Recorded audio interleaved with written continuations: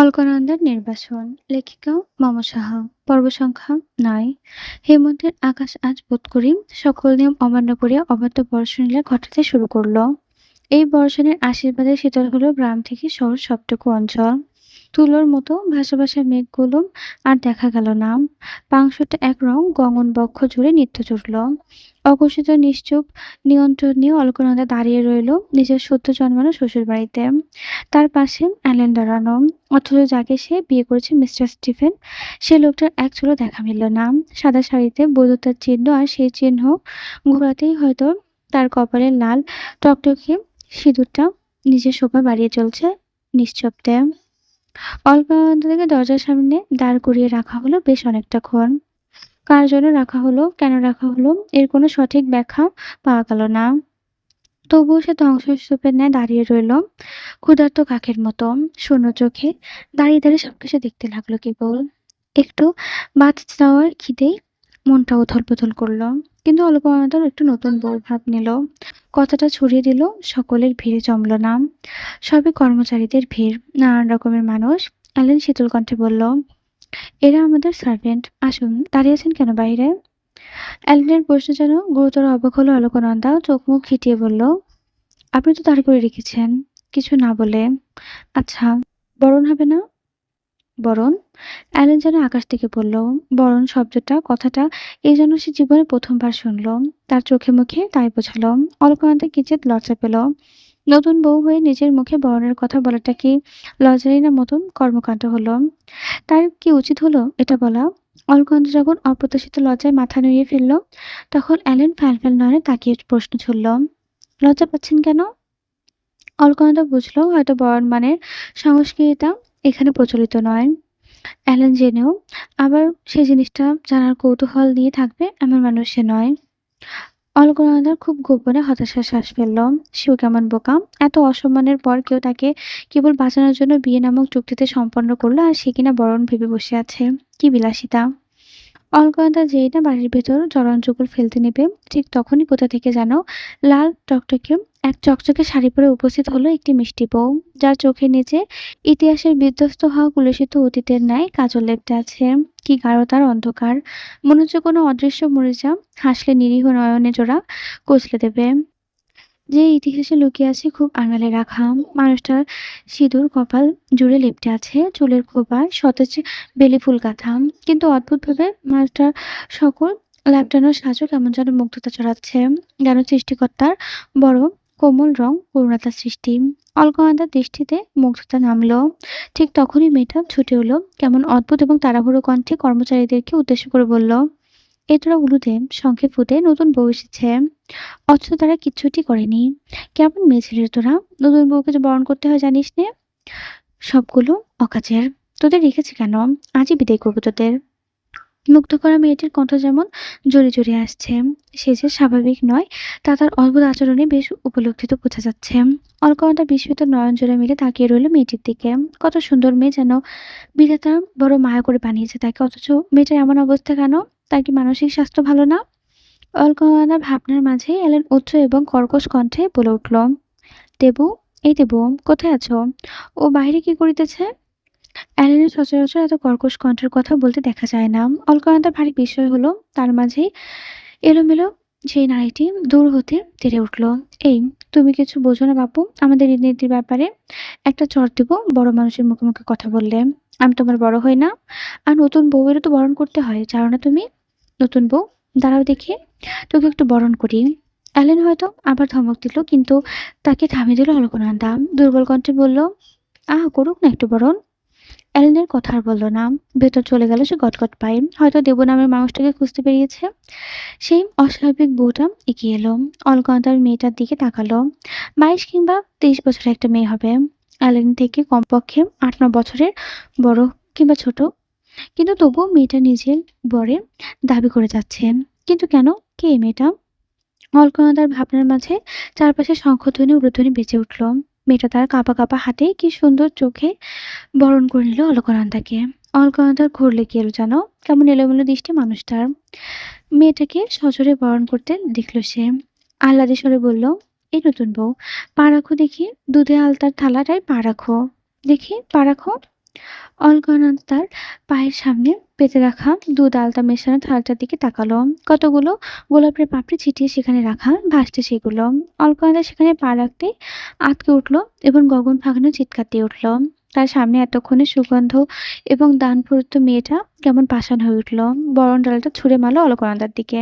তার প্রদীপের আগুন গিয়ে অলকানন্দার সাদা ধানে লালাভাবে অগ্নি ছড়িয়ে দিল। মুহূর্তে সবটা ঘোলামেলা হয়ে গেল।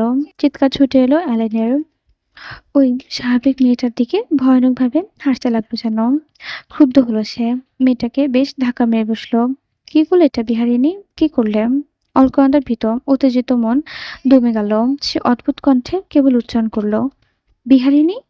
অবিরত ঝরছে বর্ষণধারা। বাইরের মৃদুমন্দ সবিনে উঠছে মুক্ত পাখির ন্যায় ঘরের পাতায় ঘেঁষা ভারী মোটা সুতোর কারুকার্য শোভিত পর্দাগুলো। বাইরের নিভু সন্ধ্যার সময়ের কিছু স্বচ্ছ নীলাভ আলো এসে আঙিনায় ঘরে ঢুকছে। ঘুমে থাকা অলকনন্দার কোমল মায়াবী মুখটাতে। নীলাভ আলোতেও বোধহয় একটি বিশেষ মায়া ছড়ানো আছে, যেটা কারো শরীরে প্রতিচ্ছবিত ঘটালেও তা আরো আকর্ষণীয় হয়ে ওঠে। ঝিরিঝিরি বৃষ্টির ফোঁটা চোখে দেখে লাগতে অলকনন্দার ঘুম ভেঙে গেল।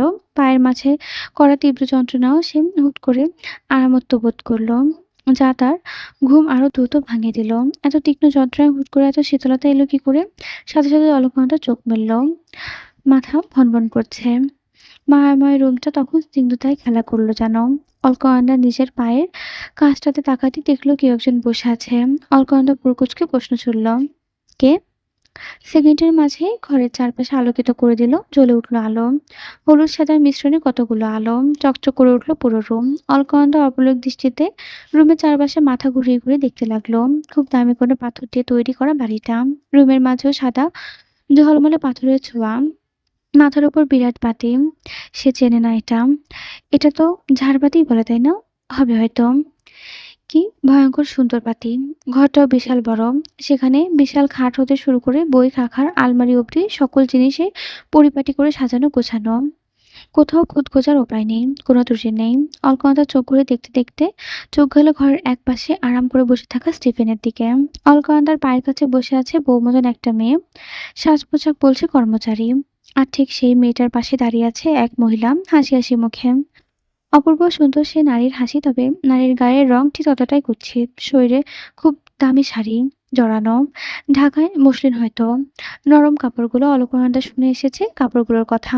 একদিন কৃষ্ণ অবশ্য দেখিয়েছিল, তাই চিনতে অসুবিধা হয়নি। সেই কালো মতো নারীটি গাঢ় নীল রঙের ঢাকাই মসলিন শাড়িতে নিজেকে জড়িয়ে রেখেছে। সাথে যুক্ত আছে অনেক নামি দামি গহনা। তার শরীরে জ্বলজ্বল করছে আর সৌন্দর্যতা বৃদ্ধি করছে।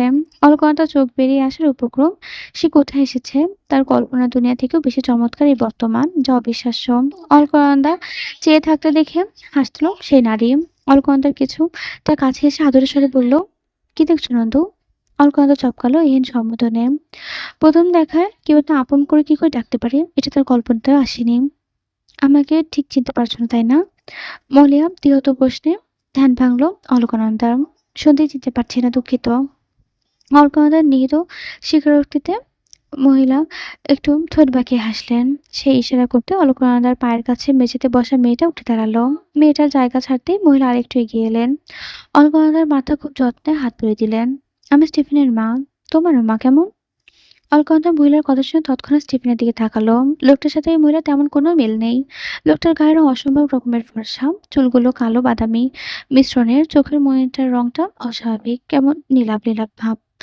আর আচার আচরণের তো কোনো দিক থেকে এই মহিলার মতো মনে হয় না। মহিলার মুখে সবসময় যেন হাসি লেপ্টে আছে, অথচ স্টিফেন সবসময় যেন গম্ভীর থাকে। কোনো দিক থেকে এই লোককে এই মহিলার ছেলে বলে মনে হয় না। স্টিফেন এবার উঠে দাঁড়ালো। গম্ভীর পুরুষ মানুষ সে। সবসময় তার মুখে একটা নিবিড় দাম্ভিকতা লেপ্টে থাকে। উঠে অলকনন্দার দিকে আগিয়ে আসলো সে। রাশভারী কণ্ঠে বলল, পায়ের ব্যথা কি এখন কমেছে? জ্ঞান হারিয়ে ফেলেছিলেন তো?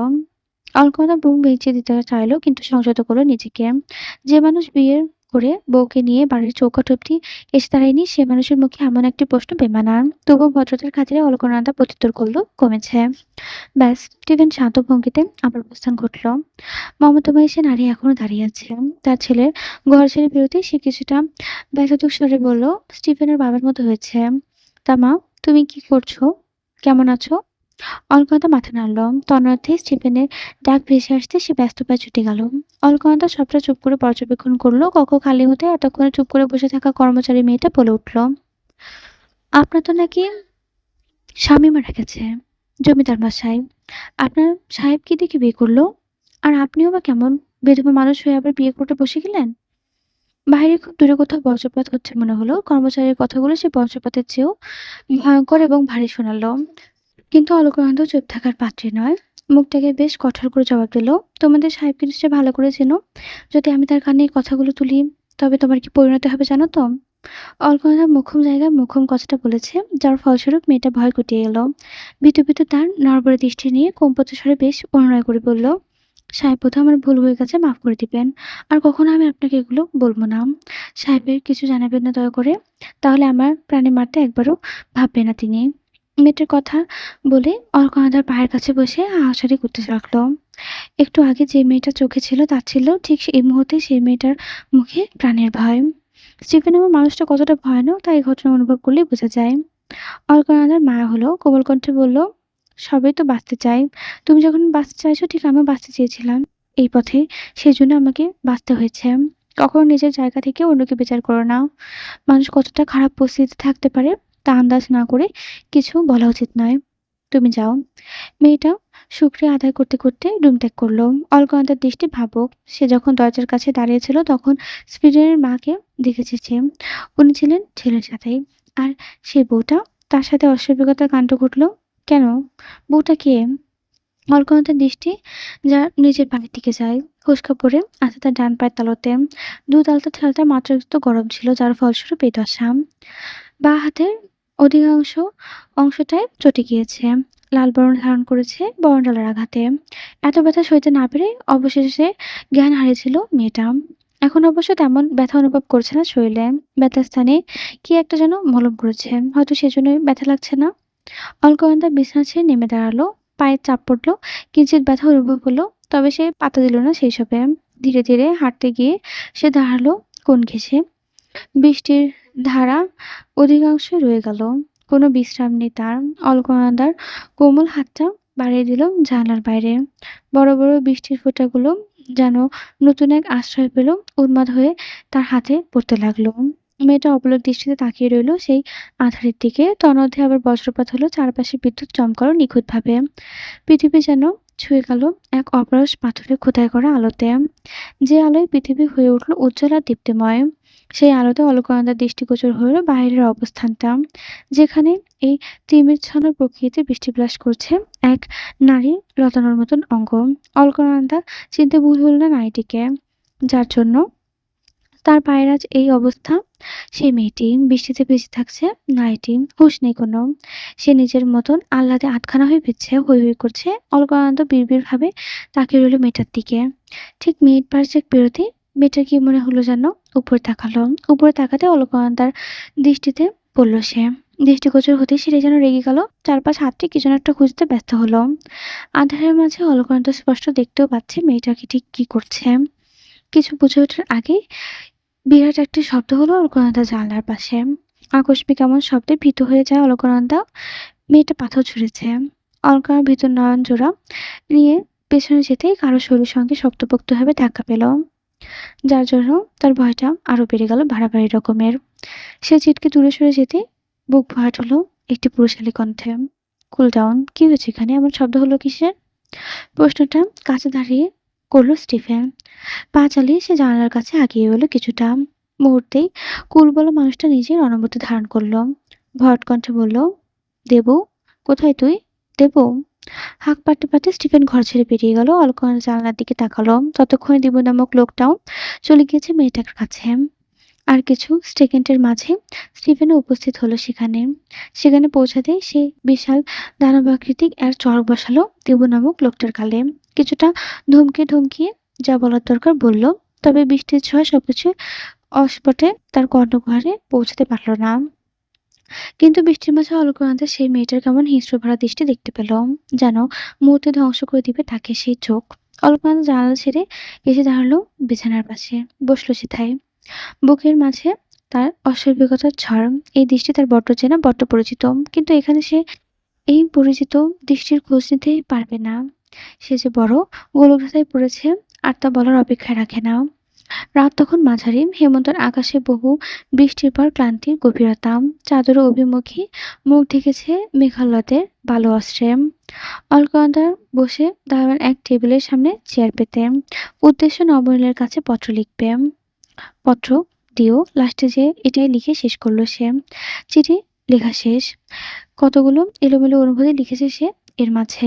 লিখতে লিখতে কখনো ভাগ্যের কঠোরতায় কেঁপে উঠেছে, কিন্তু চিঠিটা ভাঁজ করার আগেই কেউ একজনকে ভীষণ নিষ্ঠুরতা টেনে নিল চিঠিটা। যেন দুমড়ে মুচড়ে ফেলতে চাচ্ছে অলকানন্দার অনুভূতি।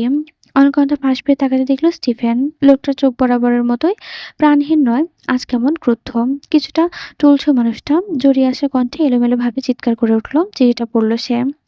বাংলা ভাষা সম্পর্কে খুব বেশি অবগত ছিল না বিধায় কত জায়গায় পড়তে পড়তে হোঁচট খেল, তবুও পড়ল। অতঃপর পড়া শেষ হতে হো হো করে হেসে উঠল। হাসতে হাসতে কি নির্মমভাবে দুমড়ে মুচড়ে ফেলল চিঠিটা। অতঃপর জানালার বাইরে ছুঁড়ে মেরে ব্যঙ্গ করে বলল, তোমাকে কেউ পত্র দিবে না সানশাইন, নোবডি। তোমার চিঠি প্রাপক তার স্থানে নেই, কিভাবে চিঠি দিবে? অলকানন্দার চিত্ত অস্থির হয়ে গেল। নবনীল জায়গা নেই মানে? তবে কি লোকটা নবনীলকে কোনো ক্ষতি করে ফেললো? অলকানন্দা ভাবনার মাঝে স্টিফেন অলকানন্দার খুব কাছে চলে এলো। খুব ব্যক্তিগতভাবে আষ্টেপৃষ্টে নিল, ফিসফিস করলো, লেটস গো সানশাইন, মধুচন্দ্রিমা সেরে ফেলি। অলকানন্দা বাধা দিতে চাইল, কিন্তু এই মুঠোয় দেহধারী মানুষটার কাছে তার শক্তি নিতান্তই নগণ্য। অলকানন্দার চোখে অশ্রু এলো। এই যন্ত্রণার ছোঁয়া তার চেনা, এই কঠোর ছোঁয়া তার পরিচিত। তাকে সুদর্শন কিংবা স্টিফেন কেউ ভালোবেসে ছয়নি, কেউ না। সে যেখানে গিয়েছে সেখানেই কেবল পুরুষের মুগ্ধতা, মায়া আর কাম হয়েছে, কারো ভালোবাসা হতে পারেনি অলকানন্দা। একটি ক্লান্তিতে ভরা দিন, তৃষ্ণাত দুপুর, শূন্যতা চাদর জড়িয়ে ডাকছে বিষাদ। সুখ ছেড়ে যাওয়া গল্প কোথাও লুটিয়ে পড়েছে অবেলায়, কোথাও বা দুঃখের অপরূপ গাথা। চারিপাশে প্রগাঢ় একাকিত্বে ভালো না থাকার কবিতা। সূর্য তখন বিমূঢ়, মেঘগুলো ভেসে বেড়াচ্ছে উদ্দেশ্যহীনভাবে। এমন একটা দিনে অলকানন্দা ভারী রকমের মন খারাপ নিয়ে দাঁড়িয়ে আছে তার শ্বশুরবাড়ির বিরাট দরজার সামনে। গরম লাগছে শরীরে, তবে তা যেন বাস্তবতার চেয়ে খুবই কম যন্ত্রণা দিচ্ছে। বিয়ে হয়ে যাওয়ার আজ পঞ্চম দিন তার। শরীরের বৈবাহিকের জন্য নির্লজ্জের মতন মাথা তুলে উকি দিচ্ছে। ওরা ভালোবাসার ডাক না, ওরা যন্ত্রণার ছোঁয়া। অলকানন্দা তপ্ত শ্বাস ফেলল। সজোরে তাকাতে তার দৃষ্টি আনমনান্ত হলো। কিছু একটা পরিচিত দেখতে পেল সে। বক্ষপিঞ্জরার মন পাড়ায় ছটফট করে উঠল। অলকানন্দা ছুটে গেল দ্রুত। মোটা মোটা ত্রিভুজ আকৃতির সিঁড়ি পেরিয়ে সদর দরজার বাইরে চলে গেল। গেটের প্রহরীরাও ঝিমুচ্ছে গভীর নিদ্রায়। অলকানন্দা সাবধানে পায়ে বেরিয়ে গেল বিস্ফোরিত লোহার গেট ছেড়ে। সাদা পাঞ্জাবি পরিহিত কাঙ্ক্ষিত পুরুষ দাঁড়িয়ে আছে পিছ করে। অলকানন্দা হাঁপিয়ে উঠল, কণ্ঠ কাঁপছে তার। তবু মেয়েটা ডাকলো, নবনীল। নিঃশব্দ চোখে চাইল পরিচিত পুরুষ। মনে হলো মন পুড়ে যাওয়া শ্মশানে ভালোবাসা আসার চেয়ে ঢাকা পড়েছে তার কুচকানো কাকটা। তার চোখে যেন হুমকি খেলে গেল। মুহূর্তেই মরুভূমি হয়ে গেল সব। সে শুধালো নরম কণ্ঠে, ভালো আছো নন্দা? অলকানন্দার কি জানি কি হলো, বুক চাপড়ে কান্নার হাওমাও করে ঠেলে উঠল। কণ্ঠ চাইল খানিকটা চিৎকার করতে, সে পারল না সেই চাও পূর্ণ করতে। কান্নারা আটকালো প্রচলিত চেষ্টায় গলার স্বরে। অন্তরটা যেন ছিঁড়ে যাচ্ছে। উচ্চারণ করলো তবুও খুব কষ্টে, আছি, খুবই ভালো আছি। নবলীন হাসল খুব অদ্ভুতভাবে। এই উত্তপ্ত গরমে লোকটা চাদর জড়িয়ে এসেছে। কেন আছে? অলকানন্দার মনের মাঝে প্রশ্নরা হামাগুড়ি খেল, কিন্তু তারা উত্তরের আশায় আর বেরিয়ে এলো না। নবলীন থেকে অলকানন্দার দূরত্ব ৩-৪ হাত হবে, এর বেশি না। কিন্তু মনে হচ্ছে তাদের দূরত্ব আকাশ থেকে মাটির সমান। হাহাকার করে উঠল চারপাশ। খুব গোপনে অস্বীকার করা অনুভূতিগুলো যেন খুব গোপনেই মারা যেতে লাগলো। অলকানন্দা অজানা ছিল কথা বলার প্রবল ইচ্ছে। ছোট মেয়েটা চুপ করে রইল। কিশোরী মন উত্তেজিত আবেগ আর তার সময় গোপন করার ফাঁদ পেল না। তারা বাহিরে আসতে চাইল। সে চাওয়া নিয়ে চাইল অলকানন্দা। হৈ হৈ করে শব্দ করলো, আপনি ভালো আছেন নবনীল? নবনীল হো করে হেসে উঠল। যেন পৃথিবীর সবচেয়ে ভয়ঙ্কর হাসির কথাটা তার সামনে চলে এলো। এমন মধুময় হাসি যেন চিরপরিচিত চিরপাহাড়গুলোকে স্বচ্ছন্দে ভেঙে দিল। অথচ দুর্ভাগ্য দেখো, চিরজীবন তো দূর, কয়েক মিনিটও এই হাসি দেখার সৌভাগ্য হলো না অলকানন্দার। ভালো থাকার বন্দোবস্ত করে দিলেন, আর ভালো থাকবো না ভেবেছেন? বড় অমানবিক ঠেকলো কথাখানি। যেন এই কথার বিপরীতে থাকা একটা গোপন কথা আবদার হলো। যেন বলছে, অলকানন্দা তুমি ভালো রাখোনি, ভালো রাখলে না। অলকানন্দা হতাশ শ্বাস ফেলল। অসহায় কণ্ঠে বলল, সেদিন আপনার অভাবে একটি অলকানন্দা ঝরে গিয়েছে। আপনি কি জানেন নবনীন? কোন অলকানন্দা ঝরে গিয়েছে সেদিন? শুনি একটু। যে অলকানন্দার কপালে আজ শোভা পাচ্ছে মুগ্ধতা, যে অলকানন্দার শরীর আজ শোভা পাচ্ছে স্বামীর প্রীতি, যে অলকানন্দা আর কিভাবে সইবে? শুনেছি ঝরে যাওয়া মানে মৃত্যু। অথচ সে অলকানন্দা সেই প্রচলিত কথাকে মিথ্যা প্রমাণ করে দিয়ে ঝরে যাওয়ার মানে মুক্তি দিয়ে দিল। অলকানন্দা তার সাদা শাড়ি বাধ্যবাধকতা থেকে মুক্তি পেয়েছে। অলকানন্দা তার সকল না পাওয়া কিছুকে পাওয়ার মাধ্যমে মুক্তি পেয়েছে। খাঁচার ভেতর পোষ মানিয়ে রাখার চাওয়ার একটা উড়তে চাওয়া পাখিকে আজ উড়তে দিয়েছে। কোথায় চলে গিয়েছে অলকানন্দা? সব দিক দিয়ে দেখি আপনার মুখে আগামী ঢাক পাচ্ছে। কোথায় তবে আপনার বিসর্জনের সুর? চারিদিকের তো কেবল কতুরির আলো। চারিদিকে অলকানন্দার ভালো থাকার রঙিন ফানুস উড়ে বেড়াচ্ছে, ফুল ফুটে বেড়াচ্ছে। কোথায় তবে অলকানন্দার মূর্ছে যাওয়া মূর্তি? নবনীনের মুখে লেপ্টে আছে বাঁকা হাসির রেখা। যত তীরের মতন বিদ্ধ করছে অলকানন্দার বক্ষ। সে নিবিড় কণ্ঠে বলল, আমার আপনাকে প্রয়োজন ছিল না বলিন। আফসোস নন্দা, আমি কেবল আপনার প্রয়োজনই হয়ে গেলাম। প্রিয়জন হওয়ার আর সৌভাগ্য বা সাধ্য কোনোটাই আমার হলো না। আপনি আমার কাছে সবসময়ের জন্য অপরিচিতই রইলেন। অলকানন্দার কান্না পেল ভীষণ রকমের কান্না। সে কান্নার ভাসিয়ে দিতে চাইল সুখ দুঃখ সকল শোক, কিন্তু তার আর কান্না করা হলো না। সে বরং কেমন যেন কঠিন হয়ে গেল। যে মানুষ তার দুর্দশা শুনেও এমন তাচ্ছিল্য সুরে তাকে জানান দিতে পারে, কাদার জন্য মিথ্যা কাজ করতে পারে। নবনীন কেমন শান্ত নয়নে তাকিয়ে রইল অলকানন্দার দিকে। যেতে যেতে বলল, আমি আপনার সাথে আছি নন্দা। আপনার অমন খারাপ সময় হয়তোবা থাকতে পারিনি, তবুও আমি আছি এখন। আমি আছি তীর্থের কাকের মতো। আমি শেষবেলার শকুন হয়ে মৃতদেহ থেকে যেমন সে বেঁচে থাকার খাদ্য কুড়িয়ে নেয়, আমি আপনাকে বেঁচে থাকার কারণ কুড়িয়ে এনে দেব। কিন্তু দুর্ভাগ্য দেখুন, আমি মানুষ হয়ে একটিবারে আপনার ভালোবাসা কুড়িয়ে নিতে পারলাম না। আমার মানব জনম বৃথা নন্দা, আমার মানব জনম বৃথা। অলকানন্দা মুখ ঢেকে ফেলল। তুমুল কালো মেঘের পর যেমন বৃষ্টি ঝরে, তেমনি অলকানন্দার অশ্রু বাঁধ ভাঙল। সে হাহাকারকে যন্ত্রণা দিয়ে অলকানন্দার বাহুতে খসে পড়ল যেন মুক্তোর দানা। অলকানন্দা চমকে উঠল, বিস্ময় নিয়ে তাকালো। পেছনে দেখতে দৃষ্টিগোচর হলো স্টিফেনের মুখমণ্ডল। ফর্সা মুখটা লাল আভায় ছেয়ে গেছে। চোখ মুখে একটা কঠিন ভাব, কণ্ঠে তীক্ষ্ণতা, ক্রুদ্ধতা। কি সমস্যা সানশাইন? অলকানন্দা তার বাহুতে আটকে পড়ল। হাতটা ঝাড়া দিলে ফেলল কেমন। স্টিফেনের ছোঁয়া গভীর হয়। অলকানন্দার বুকে জড়িয়ে নেয় জোরে। আবার প্রশ্ন করে, কি হয়েছে তোমার? অলকানন্দা জবাব দেয় না, হাঁসফাঁস করছে কেবল। স্টিফেন শান্ত চোখে তাকায় মেয়েটার দিকে। কোমল কণ্ঠে বলে, কান্নার সময় কারো সান্ত্বনা পেলে ভালো লাগে। তুমি তো দেখি তাও জানো না। চলো, ঘরে ফিরে চলো। স্টিফেনের চলো কথাটা মুখে বলল, কিন্তু অলকানন্দা আর হাঁটতে পারেনি। কিছুটা হেঁটেই সে মিলিয়ে গেল। বন্ধরূমে অলকানন্দার ক্লান্ত দেহখানি পড়ে আছে বিছানায়। নবলের ভাষ্যমতে কপাল জুড়ে থাকা মুগ্ধতা এলোমেলো হয়ে গেছে। নবলের তাচ্ছিল্য বলা স্বামীর প্রীতি যন্ত্রণার মতন বিধে আছে শৈলে। আহা সুখ! নবলীন এমন সুখ দেখলে নিশ্চয়ই এতগুলো কথা বলতে পারত না। স্টিফেন সাহেবী শার্ট প্যান্ট পরে আবার ঘরে প্রবেশ করলো। স্টিফেনকে দেখে অলকানন্দার বিপরীত দিকে ফিরে শুলো। তা দেখে হাসল স্টিফেন। বুটের শব্দ তুলে এগিয়ে এলো। খুব সন্দর্পণ অলকানন্দার পায়ে হাত দিল।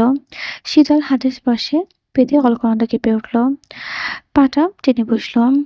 নিতেই পুরুষালী এক শক্তপোক্ত হাত, নিহাতি যুদ্ধ একটি নারী সে। স্টিফেন রাজবাড়ি কণ্ঠে বাক্যশ্রুতে বলল, হ্যাপি বার্থডে নন্দা, শুভ জন্মদিন। অলকা দারুণভাবে চমকে উঠল। অপ্রত্যাশিত কথাটি অনাকাঙ্ক্ষিত সময় শুনে সে আশ্চর্য বনে গেল। অবাক হয়ে বলল, আমার আজ জন্মদিন? তুমি জানো না? অলকানন্দা ডানে বামে মাথা নাড়ল, যার অর্থ সে জানে না। স্টিফেন মৃদু হাসল। লোকটা যে হাসতেও পারে আজ জানল অলকানন্দা, কিন্তু খুব গম্ভীরভাবে খেয়াল করে বোঝা যায় মানুষটার হাসি গাঢ় থেকে কেমন যেন মলিন হয়ে যেন ঘুর লেগে যাওয়ার মতন মলিনতা। অলকানন্দা বিছানা ছেড়ে উঠে নিলেই রুমঝুম শব্দ টের পেল সে। স্বর্ণের মোটা নূপুর জোড়া তার পায়ে। অলকানন্দা আরেক দফা বিস্মিত হলো। বিস্মিত কণ্ঠে বলল, আমার নূপুর প্রিয় আপনি জানেন? Yes my sweetheart. আমি এটাও জানি যে তোমার নবনীল নামক ছেলেটাও প্রিয়। কেবল আমিই নই,